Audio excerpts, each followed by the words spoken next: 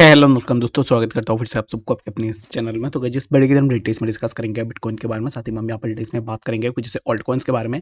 And यहाँ पर details में डिस्कस करेंगे कि एक्जैक्टली नेक्स्ट हमें मार्केट के अंदर क्या मूवमेंट देखने को मिलेगा। तो ये सब चीज़ों को पूरा डिटेल्स में अगर आपको जानना है तो फिर इस वीडियो को बिना स्किप के पूरा एंड तक जरूर से देख लेना। बाकी अगर आप पहली बार चैनल पर विजिट करे हो, आई होप सो कि आपने ऑलरेडी चैनल को सब्सक्राइब भी कर दोगा। एंड टेलीग्राम चैनल को भी ज्वाइन करना चाह रहे हो तो लिंक आपको डिस्क्रिप्शन में मिल जाएगा, वो वहाँ से जाकर आप जरूर से ज्वाइन भी कर सकते हो। ठीक है, तो अभी इस टाइम पे अगर आप देखोगे ना तो यहाँ पर बीटीसी के प्राइस के लिए हमें एक रिजेक्शन देखने को मिल रहा है जो कि है 26,100 के आसपास। ठीक है, तो 26,100 के आसपास ये जो जोन है, इसी जोन पे हमें बीटीसी के लिए ऑलरेडी प्रीवियसली मल्टीपल टाइम्स हमें जो है यहाँ पर रिजेक्शंस भी देखने को मिले हैं जब भी प्राइस ने इसी जोन को अप्रोच किया। जैसे कि मैंने प्रीवियसली ऑलरेडी आप लोगों को मार्क करके भी दिखाया हुआ था कि एक्जैक्टली इसी पर्टिकुलर जोन पे ही हमें जो है यहाँ पर बीटीसी के लिए रिजेक्शंस देखने को मिल रहे हैं।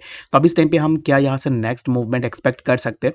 तो नेक्स्ट जो मूवमेंट होगा वो यही होगा कि एक्जैक्टली अगर आप देखोगे तो प्राइस जब भी इसी जोन को अप्रोच कर रहा है, अभी इस टाइम पे ये जो कैंडल है आवरली जो कैंडल ओपन हुआ है, तो इसी कैंडल ने फिर से इसी जोन को जाके स्ट्राइक किया। After striking over that zone यहाँ से हमें रिजेक्शन देखने को मिला और ये रिजेक्शन लेने के बाद प्राइस फिर से नीचे आने की कोशिश कर रहा है। यानी कि अभी इस टाइम पे प्राइस जो है यहाँ पर थोड़ा नीचे की तरफ जाने की कोशिश करेगा। रीजन बिंग मार्केट के अंदर वॉलेटिलिटी तो हमें ऑलरेडी देखने को मिला है और ये जो कैंडल है, इस कैंडल को भी अगर आप देखोगे तो यहाँ पर हमें एक वॉलेटिलिटी देखने को मिला इसी पर्टिकुलर कैंडल में।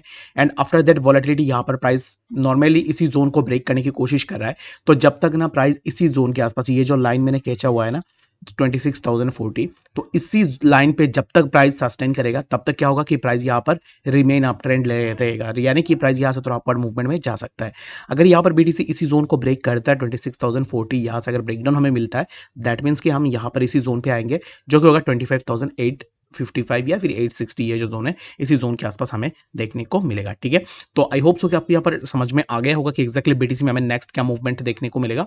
और बाकी यहाँ पर अगर आपने ऑलरेडी एंट्री ले लिया या फिर अभी इस टाइम पे आप एंट्री लेने का सोच रहे हो तो मेरे हिसाब से अभी इस टाइम पे आप जो है थोड़ा वेट कर सकते हो। बीटीसी में अगर आप लॉन्ग या फिर शॉर्ट पोजीशन के लिए देखते हो ना तो फिर आपके लिए बेटर होगा कि इसी जोन से कंफर्मेशन आपको मिले। ठीक है, 26,180 यहाँ से अगर हमें कंफर्मेशन मिल जाती है दैट मीन्स कि हम यहाँ से अपना एंट्री जरूर से ले सकते हैं एंड एक अच्छा खासा प्रॉफिट जो है हम यहाँ से जरूर से ले सकते हैं। अगर आप यहाँ पर सीपीआई डाटा की बात करोगे, ये जो कैंडल फॉर्म हुआ है तो इस कैंडल फॉर्म होने के पीछे बहुत सारे रीजंस है। तो फर्स्ट रीजन यहाँ पर अगर आप देखोगे तो यहाँ पर यूएस का जो सीपीआई है वो हमें अभी आज के दिन में यहाँ पर देखने को मिला है।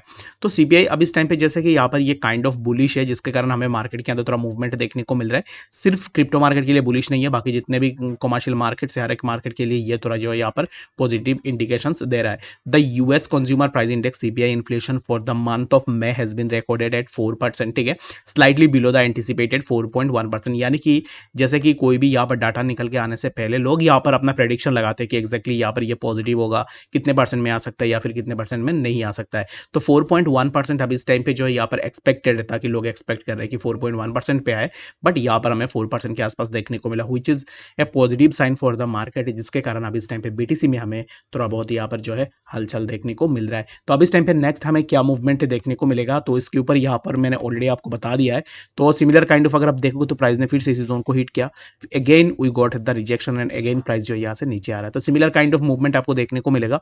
तो बेस्ट एंड बेटर वे यही होगा कि इसी जोन का ब्रेकआउट अगर एक बार बीटीसी ले लेता है दैट मीन्स कि हम यहाँ पर अपना पोजीशन लेके एक अच्छा सा प्रॉफिट भी ले सकते हैं। ठीक है, होप्स हो कि आपको यहाँ पर डिटेल्स में बातें समझ में आ गई होगी। तो बाकी यहाँ पर बात करते हैं सबसे पहले यहाँ पर इथेरियम के बारे में कि एक्जैक्टली इथेरियम के प्राइस के अंदर क्या मूवमेंट होगा। तो इथेरियम के अंदर भी अगर आप देखोगे तो सिमिलर काइंड ऑफ मूवमेंट हमें इथेरियम में भी देखने को मिल रहा है, जो कि अभी इस टाइम पे इथेरियम के प्राइस है 1743 के आसपास। एंड इथेरियम के प्राइस भी इसी जोन को आके अगर आप देखोगे तो जहां पर मैंने एरो मार्क करके रखा हुआ था तो एक्जैक्टली इसी जोन पे जैसे ही बीटीसी के अंदर हमें वॉलेटिलिटी देखने को मिला तो सिमिलर काइंड ऑफ वॉलेटिलिटी हमें इथेरियम के अंदर भी देखने को मिला है। तो अभी इस टाइम पे इथेरियम अगर नीचे आता है तो हमें इथेरियम के लिए ये जो जोन है इसी जोन पे हमें एक सपोर्ट देखने को मिलेगा। ठीक है, तो यहाँ पर एक इथेरियम के लिए मेजर सपोर्ट है एंड ये जो जोन है यहाँ पर इथेरियम के लिए एक मेजर रेजिस्टेंस है, जो कि यहाँ पर एक की जोन है इथेरियम के प्राइस के लिए। अगर इसी जोन से रिजेक्शन लेता है दैट मीन्स की प्राइस यहाँ से नीचे आएगा। अगर इसी जोन से ब्रेकडाउन होता है, लेट सपोज कि इथेरियम इसी जोन का ब्रेकडाउन कर दिया, अगर यहाँ से ब्रेकडाउन लेता है दैट मीन्स की प्राइस के अंदर कुछ इस तरीके का ड्रॉप डाउन हमें देखने को मिलेगा, जो कि 1685 एंड लेटर हमें प्राइस के अंदर फर्दर और भी ड्रॉप डाउन देखने को मिल सकता है।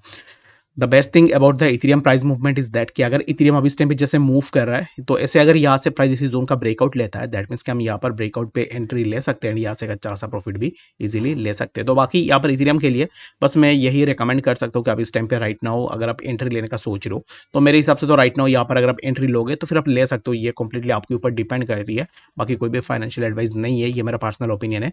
अगर आप यहाँ पर एंट्री ले रहे हो, दैट मीन्स कि आपको अपना जो स्टॉप लॉस है, stop loss just below this zone आपको लगाना पड़ेगा। तो यहाँ पर समवेयर अराउंड आपको 1.81% के आसपास आपको स्टॉप लॉस देना पड़ेगा। अगर आप प्रॉफिट की बात करोगे तो प्रॉफिट समवेयर अराउंड आप जो है यहाँ पर 1.83%, यानी कि 50-50% में जो है आप यहाँ पर अगर लॉस होता है तो फिर 1.83% के आसपास भी आपका लॉस होगा।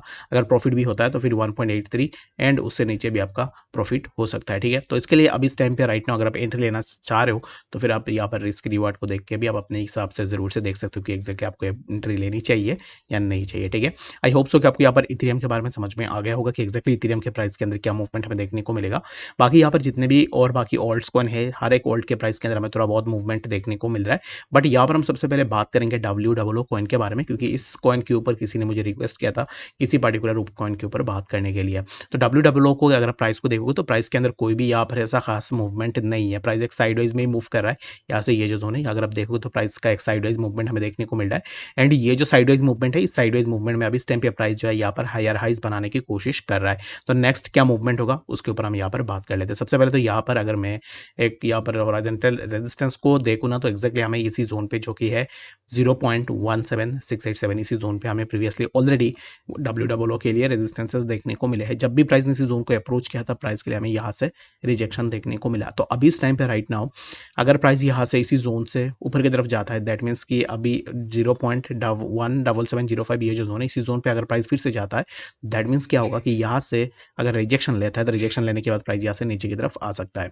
तो अगर आप यहाँ पर एक कन्फर्मेशन ट्रेडर हो, जो कि यहाँ पर ब्रेकआउट होने के बाद ही अगर आप ट्रेड लेते हो, तो फिर आपके लिए बेस्ट पोजीशन यही रहेगा कि एक बार आपको यहाँ से एक ब्रेकआउट अगर मिलती है, अगर जब भी आपको देखने को मिले कि यहाँ से ब्रेकआउट हो चुका है, दैट मीन्स कि आप अपना एंट्री लेके एक अच्छा सा प्रॉफिट यहाँ से भी निकल सकते हो। ठीक है, तो WOO अगर आप यहाँ पर लॉन्ग टर्म के लिए देख रहे हो, जिसने भी मुझे पूछा है, लॉन्ग टर्म के लिए मुझे कोई भी आइडिया नहीं है कि WOO कॉइन कैसा है या फिर कैसा इसका फंडामेंटल है।